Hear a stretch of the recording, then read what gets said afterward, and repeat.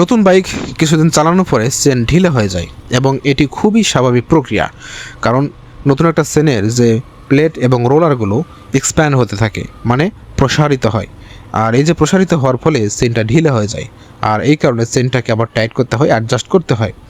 Just এটা আপনাকে যদি আমি একটা উদাহরণ দিই, নতুন একটা জুতা কিনে আনছেন বাজার থেকে, কিনে আনার পরে জুতাটা একটু টাইট টাইট লাগে এবং এটা কিছুদিন পায়ে দেওয়ার পরে এটা বড় হতে থাকে দিন দিন, এবং এটা বড় হতে হতে একটা পর্যায়ে ফিক্স হয়ে যায় আর কিন্তু বড় হয় না, এবং আপনার সঙ্গে আপনার পায়ের সঙ্গে খুব সুন্দরভাবে ম্যাচ করে যায়।